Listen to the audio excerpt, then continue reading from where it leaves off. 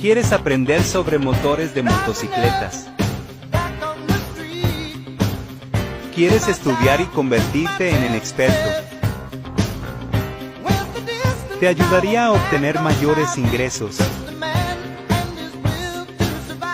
Ser independiente con tu propio negocio. Comenta y sígueme.